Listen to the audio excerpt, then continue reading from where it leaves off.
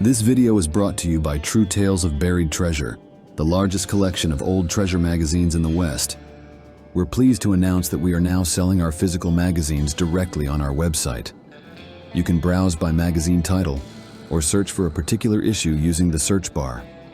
To pay us a visit, please click the link in the description. Enjoy.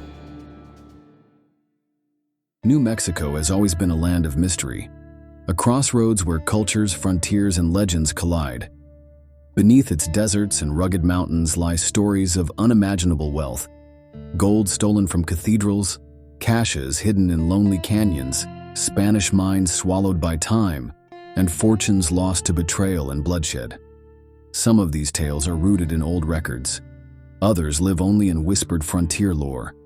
Yet all share one thing in common: the promise that somewhere, beneath the rocks in Mesquite, vast treasure still lies waiting.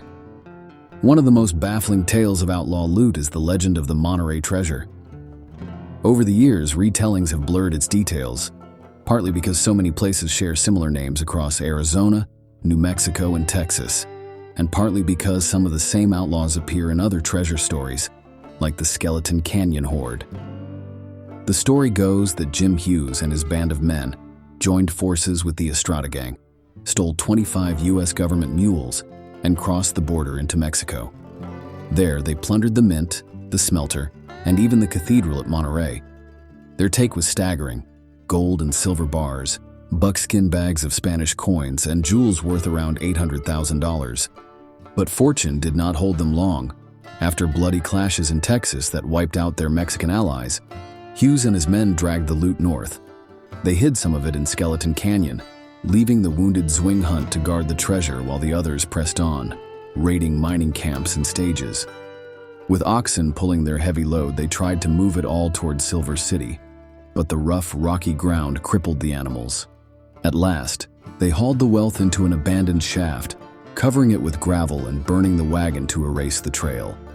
The gang then went on a wild spree in Silver City until the law caught up with them.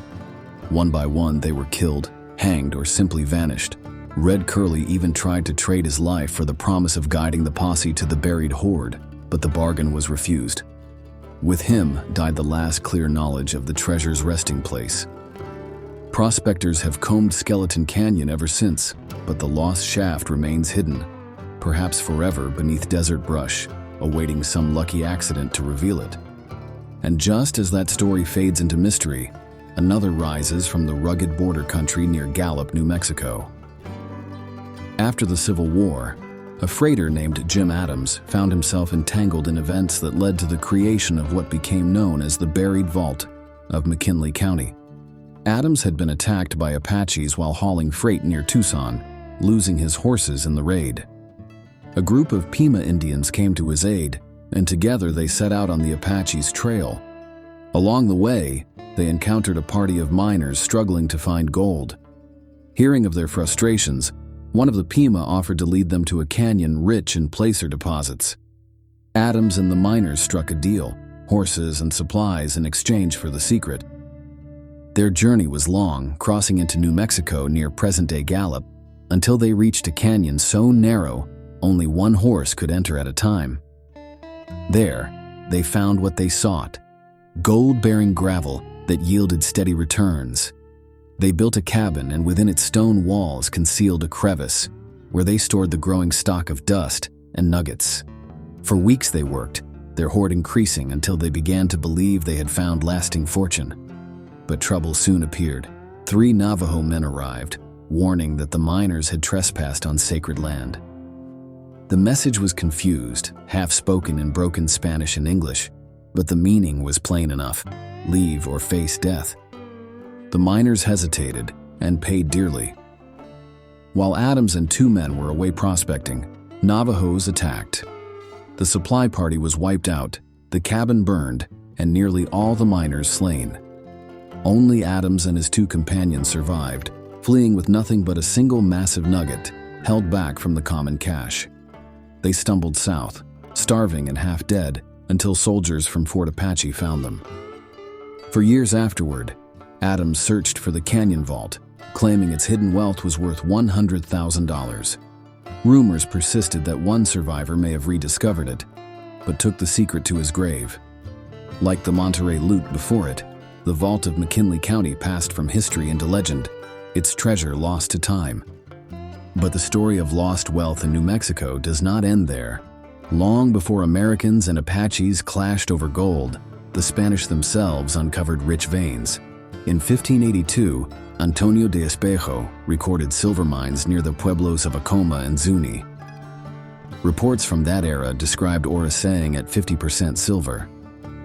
Other Spanish chroniclers noted the presence of rich outcroppings, but left no precise directions. Some say the Spanish sealed the mines when they abandoned the area.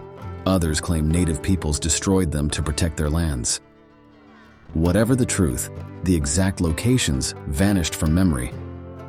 Somewhere in New Mexico, shafts once rich with silver lie hidden, their entrances concealed beneath centuries of dust and stone. Centuries later, another figure entered the lore, Ben Sublet, whose name still lingers in tales of the Guadalupe Mountains. Sublet lived in Texas, working the railroad and hunting odd jobs until he caught the gold fever. Friends mocked him, but then, to everyone's surprise, he returned with buckskin bags full of nearly pure nuggets. Time and again he vanished into the Guadalupes and came back flush with gold, spending freely in saloons, never again needing steady work. Some believed he had stumbled on an old miner's cache. Others swore he had found a fresh lode. Either way, the amount of gold was far too great to be explained by theft. Sublet guarded his secret fiercely. Even when his son Ross accompanied him as a boy, the old prospector concealed the exact path. Ross remembered only fragments. The mine hidden in a crevice, reached by rope ladder, with ore lying in plain sight near the cave mouth. When Sublet died in 1892, the secret died with him. Ross searched in vain, and countless others combed the Guadalupe Range. Still, no one has ever proven the location of Sublet's mine, whether in Texas or across the line into New Mexico. The lure of treasure continued into modern times as well. In the 1930s, rumors spread of a wealthy Mexican who had smuggled 20 tons of gold bullion into northwestern New Mexico.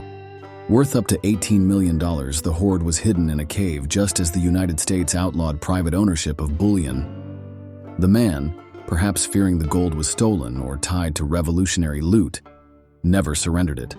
Twice he tried, through intermediaries, to strike a deal with U.S. officials, but both times the government demanded control of the gold before recognizing any claim. Suspicious of the story, they refused. And so, the 20-ton cache remains unclaimed, caught between two governments, its location concealed in the mesas and canyons of the Northwest. Nor is that the only Adams story tied to New Mexico treasure.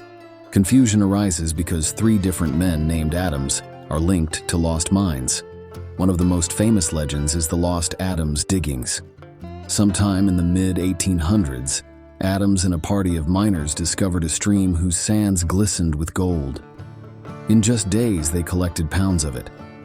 But their fortune was cut short when Apaches attacked, killing most of the party. Adams himself escaped, as did a cook named Brewer, each searching for years afterward, but neither ever relocated the golden stream. Governors, prospectors, and dreamers have hunted for the site since, yet the diggings remain lost to this day. From there, we move into the borderlands near Lordsburg, where yet another legend took shape. Old maps spoke of the Cathedral Stope mine in the Granite Gap region. In the 1940s, a miner named Charles Williams scoured the area with heavy equipment, but found nothing. Meanwhile, another story tied to Lordsburg told of 2 outlaws, Dutch John and Little Dave, who robbed a stage near Tombstone, taking 8 gold bars. Each man received a share, but Dutch John was murdered near Lordsburg, his gold hidden before he died. Little Dave carried the secret to his grave years later. Whether 2 bars still lie buried in the desert remains an open question, but treasure hunters believe the ground there may still conceal outlaw loot. And finally, we come to one of the strangest treasure tales of all, the story of Doc Nos and the Jornada del Muerto. In 1937, Nos claimed to have found a shaft in the San Andres Mountains. Inside, he said, lay gold bars stacked like cordwood weighing up to 70 pounds apiece, along with skeletons chained to posts and other eerie relics. Nos removed some bars, but when he tried to widen the entrance, the shaft collapsed. Years of disputes followed, ending with Nos's murder in 1949 during a quarrel with a partner. His wife Ova continued the fight in court, but the site lay sealed and later became part of a government installation. Whether Nos truly found a treasure worth millions or mistook worthless bars for gold is still debated. Yet the legend endures, another piece of New Mexico's endless puzzle of riches lost and found, waiting for the day someone might finally uncover the truth. From Monterey's stolen loot to the hidden vaults of Doc Nos, from Spanish silver to outlaw gold, New Mexico's deserts and mountains hold more treasure legends than perhaps any other land in the American Southwest. Each tale ends the same way: riches within reach, then lost to bloodshed, betrayal, or the simple passage of time. And still, the promise lingers. Somewhere beneath the desert sun, treasure awaits the one who dares to seek it. Thanks for watching. If you'd like to read the original article or purchase the magazine from which it was taken, please check out our website, truetalesofburiedtreasure.com.